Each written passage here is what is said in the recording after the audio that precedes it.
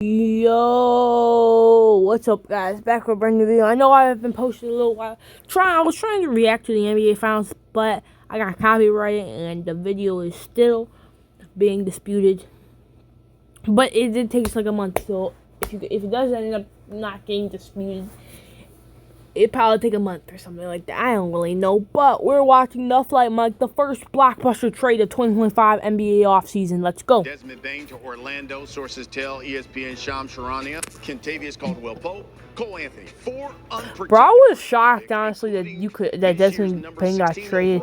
I didn't even know you could trade yet. I thought you had to wait till like after the NBA Finals. On Father's Day 2025, we got news that nobody expected. As a matter of fact, I myself had no idea that NBA players could be traded during the NBA. So the NBA world was stunned today when Shams Charania dropped a bomb that nobody saw coming. The Magic just traded 4 unprotected first-round picks plus a pick swap to acquire Desmond Bain from the Memphis Grizzlies, and that's not all they gave up for Desmond Bain. And this trade is massive. It gives you an idea of where the Memphis Grizzlies are headed towards in the future, how they view their team in the present, and the same with the Orlando Magic. So there's a lot of questions we need to answer here. 1, was it a good trade? 2, did the Orlando Magic just give up way too much? And 3, what does this mean for both teams moving forward? So before we get to the content, make sure you drop, like, subscribe, and turn on our notifications to get the latest NBA news to your device. And now that we get all of that out of the way, cue the intro. Bro,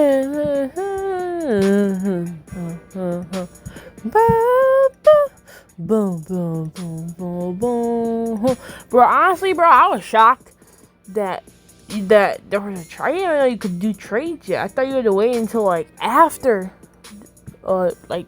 Remember the 4-man I ran in my Luka Doncic video on Prize Picks? Well, that risk-free $25 below, there will be a link to join my. Orlando sent out Kentavious Caldwell Pope, Cole Anthony, and 5 draft picks. More specifically, the 2025 16th overall pick. Oh, let's see the picks that they gave up. Okay.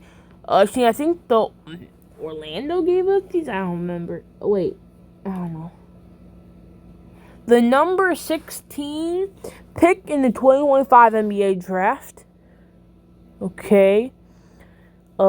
Phoenix's first round pick in 2026. Magic on 2028 unprotected first rounder. Orlando's 2030 unprotected first round pick swap is lightly protected in the 2029 draft. Okay. Dang, that's a lot of picks, though. First-round pick, unprotected first. Not as much as the Clippers gave up to the Thunder. Plus a lightly protected 2029 pick swap. In return, the Magic get Desmond Bain, who currently is under a 5-year, $190 million. Well, I know, I can see why that the Memphis Grizzlies gave him away, because he's being paid $200 million. Contract through 2029. And from a pure basketball perspective, this is a great trade for the Orlando Magic. The Magic ranked dead last in three-point shooting last year at 31.8%. Nearly 3 full percentage points worse than the second worst team. Bain is a career 41%. You'll have to go pooper league, but I'll be right back. Okay, I'm back. Shooter who just shot 39.2% from deep, while averaging 19 points, 6 rebounds, and 5.3 assists this past Pretty nice season. So before we discuss whether or not this trade, bro, his arms are so short. We really need to do a dive into how perfect of a fit he is in Orlando. Bain plays elite defense, and he can single-handedly take over a game if Paolo Banchero or Franz Wagner have an off night. Just take a look at some of these clips I gathered that prove just how valuable Desmond Bain is on the offensive side of the ball. In Memphis' play-in game against the Golden State Warriors this year, Bain was arguably the best player on the floor for his team, despite the losing effort, and it's because of dominant plays like these. Bain is going to start this play off the ball, creating space in the corner as he does so well, with John Morant running a pick and roll with Jared Jackson Jr. at the top of the key. He gets a catch and play, or catch and shoot. Down the much smaller Moses Moody off the ball, but instead Morant is going to dump the ball down to Zach Edey, who is also posting up. This is horrific spacing. Dang, that's a big space you can let anyone fly. The ball, Bain knows that Jackson has to find space, so he rotates over to the wing, leaving Jackson to move back to the corner. Bain also knows knows that Jimmy Butler loves to apply off-ball pressure on big men in the post, which is exactly what happens, forcing Brandon Podziemski Oh to my rotate over to god. Jaw, leaving him wide open on the wing for Edie to find. Dad, it leaves him Unfortunately, so Edie much faked space where he one too can many passes, and shoot instead the of hitting ball. Bane for a wide open three, he gets Bane the ball right as Podziemski is rotating back over to him. Still, Bane knows exactly what he's doing, and his brain works fast. Bane catches the ball and immediately fakes right, using Podziemski's momentum against him, which forces Podziemski to give Bane 1 extra inch of space, which is all he needed to hit the three that he should have had all along. But Bane isn't just a shooter though. He can drive and finish just as well as he can shoot, and this next play is proof of that. After Memphis grabs the board off of Golden State's miss, Memphis decides to pick up some space and swing the ball to Santi Aldama, who's ahead of everybody, giving the rest of the squad some time to pick up some steam and attack the hole with momentum. Aldama eventually finds Bane, who catches the ball at the top of the key. And just like I said, he was going to attack the rim with force. Bane catches the ball, and before Podziemski even gets a chance to put a body on him, he uses his quickness and the speed he was gathering on the fast break to blow right by him, leaving Kevon Looney as the only man between Bane and the rim. Knowing that Looney is going to be able to stop any layup Bane could possibly attempt, Bane halts his momentum at the elbow, forcing Looney to step up, and using Looney's body against him by faking the shot before slipping right under Looney's right arm to score a nasty and one scoop layup with his offhand. It wasn't unorthodox, but Bane continues to show how he's not only smarter than the average basketball player, but that he's also more talented than you think. The last play I want to see just shows his unbelievable hustle. What made him that's nice guy for so long. Bane starts this play on the left wing, and before Jaw even gets settled in the half court, he's going to wrap around, faking a screen before continuing to run to the corner behind a Zach Edey off-ball screen. Edey's screen didn't do much though, so when Jaw lobs Bane the ball, he's caught in a terrible position where he has to go up and get the ball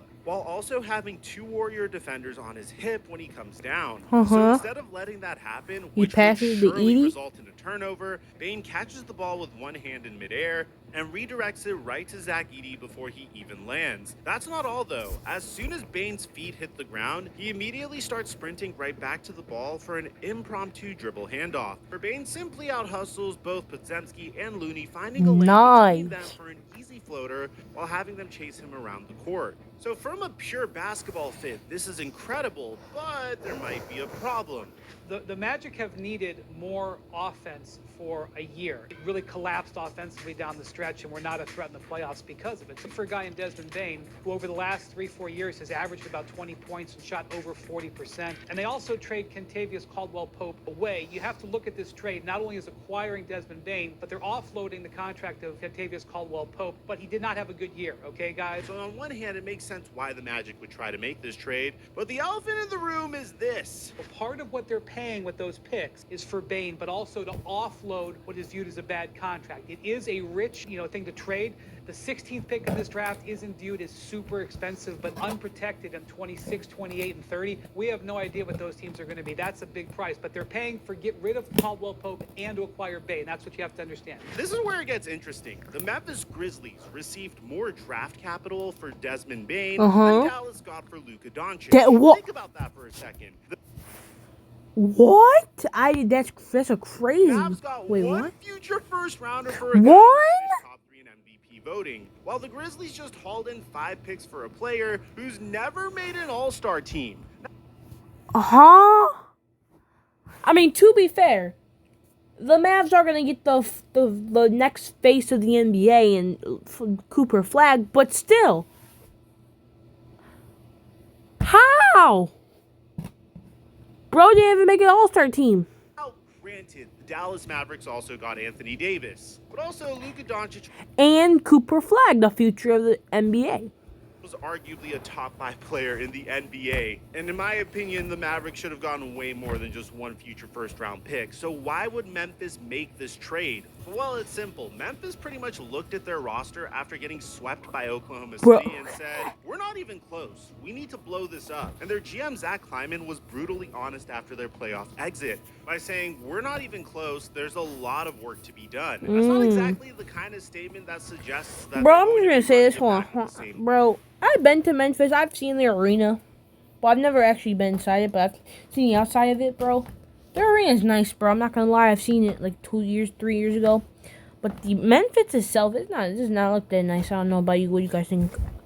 Core. The financial picture tells the full story. Bane was set to make $36.7 million next season. Can I get half of that? Nearly $45 million by 2028 to 2029. Sorry, huh? Already facing luxury tax implications. Can I get half of your with Jaren contract? Jackson Jr., who's about to get a massive extension, and honestly, the Grizzlies are very lucky that Jaren Jackson Jr. didn't make an All-NBA team, because that extension could have been way worse than what it currently is about to be. You could also mention the fact that Desmond Bane wasn't that great in the playoffs, because he averaged 15 points on 32% shooting from the field and 22% from three. But at the exact same time, I'm not necessarily sure if that was 100% Desmond Bane's fault, because the Grizzlies fired their head coach Taylor Jenkins right before the playoffs. Bro. There's also a rumor that there was reported tension with the Memphis Grizzlies. Santi Aldama and Desmond Bane were caught shoving each other on the bench. So Bro, I let's talk never about get why Orlando, these what this does for the teams Orlando fire their Magic. coach. This trade I don't understand transforms it. them into a legitimate contender in the Eastern You Conference. sweaty Their core, Banchero. Banchero, Franz Wagner, Jalen Suggs, and now Desmond Bane has the perfect balance of youth. Bro, talent, hold and on. Didn't I complementary hear a skills. thing that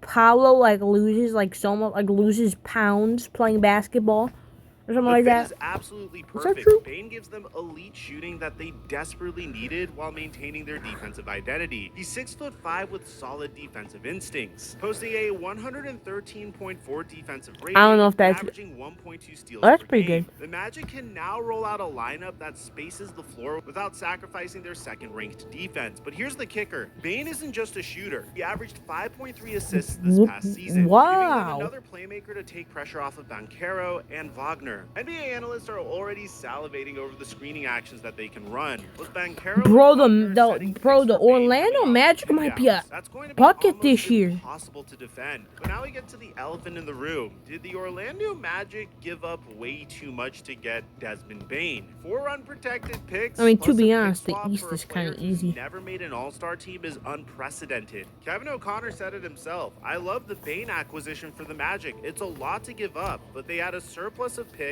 and Bane fits perfectly with Franz and Paolo. Can't wait to see what the Grizzlies do with all this draft capital. Is there another big move coming? And that's the next question we need to ask. Where do the Memphis Grizzlies stand right now? Are they rebuilding around John Morant and Jaren Jackson Jr., or is this the first domino in a complete teardown? The Oh my draft God. capital they acquired suggests that they're planning something big. There's been rumors around John Morant for a few months now. ESPN's Tim McMahon Bro. reported that there's whispering and rumbling about his availability. Brian Windhorst discussed. Bro, imagine Jaren Jackson and John Morant get traded this year, bro. This is now what is being asked in the league. Kentavious Caldwell-Pope has proven to be a piece of a championship contender twice in his career. Last season did not look like that, and he has gotten older and has a big contract. So this is a trade where the Grizzlies are pivoting a little bit. And, it's not an insane thing because, if you look at the Western Conference and you look at how tough it is to compete, and you look at what Memphis thinks about their hand, it may be the time to do a little bit of a pivot. There's one's kind of got the gas put down, including the Jazz. The Jazz are intending to try to turn it up. The next question is, what about John Morant and Jaren Jackson Jr.? And I don't know the answer to this. We're just started trying to figure out with this trade. The whole league now going to investigate this. If I was at the Grizzlies press conference, this is the number one question I would be asking. I'd be asking, do you intend to extend John Morant and Jaren Jackson Jr. Oh my. This summer? That's the big story emanating out of this trade. You have to bear in mind, John Morant's missed 126 games over the past 3 seasons. He had a hip injury that ended their playoff run. Some executives are still questioning whether he's still a top 10 player when healthy, and his statistics have declined significantly over this past year. But Zach Kleiman has been adamant about keeping John Morant, saying we're not trading Ja, and telling people to continue to underestimate Ja, this team, in this city. You could view this trade as the very first domino in a complete teardown. Bro, I don't know, bro. As the Memphis Grizzlies strengthening their commitment to Ja by saying that John Morant is the undisputed #1 option. The Memphis Grizzlies. Because that's what they said about Luka in Dallas, but look where he is now. Jaren Jackson Jr. without any luxury tax penalties. Those 4 first-round picks could be packaged for another star to pair with John Morant. Kentavious Caldwell-Pope had a down year, but he also brings championship experience, and Cole Anthony is a solid backup point guard. But what's scary about this is what this means for the rest of the NBA. If Desmond Bane is worth 4 first-round picks, what's Giannis Antetokounmpo's worth? What's Kevin Durant's worth? At the end of the day, NBA, this isn't one of those trades that Bro, I heard this rumor that Kevin Durant like wants to get traded to like another superstar team with superstars like the Spurs or something, bro. This dude just wants a ring, bro. He wants another ring. My bad. grade like Also, Giannis being traded too. This trade is either going to be viewed as the trade that brings the Orlando Magic into contention, or one of those terrible decisions where the Magic gave up too much for a player that didn't make them NBA Finals contenders. If the Orlando Magic make it to the NBA Finals 2 years from now, no one is going to care about the amount of draft capital that they gave up. The price was steep, but those draft picks were essentially the cost of doing business to get off of KCP's contract. KCP! Most complete two guards in the NBA. For Memphis, this is just strictly about asset management. They turned a player who is going to be expensive and might not have wanted to be part of a rebuild into a treasure trove of future assets. Those picks could be flipped for a superstar or used to be built around Jaren Jackson Jr. and John Morant in the long term. In my opinion, I give the Orlando Magic a B for addressing their biggest weakness. B. Window. Memphis gets an A for maximizing value and Really? This trade will be remembered either as the move that unlocked Orlando's potential or the moment that they mortgaged their future for marginal improvement. This is the very first trade of the NBA offseason, even though the NBA Finals is still going down. I personally thought that first trade was going to be Kevin Durant getting traded to the Spurs. I have a completely separate video on that. I'm going to leave it in the end screen. I'll meet you guys there. I'm your boy Mike, and I'm dropping our mic. Enjoy next upload. Wow. Oh. Well, that was crazy. Do you think this trade worked out in the end? Put down comments below. Also, I feel like ever since this what's it called trade, the Luka Doncic trade, I feel like any trade, honestly, any trade can happen. I feel like any NBA player is no longer safe no more. I think since Luka Doncic got traded, I don't think no NBA player is safe. We might be seeing a John Morant trade soon. We will not. We'll find out. Anyway, have a beautiful rest of your day. Bye.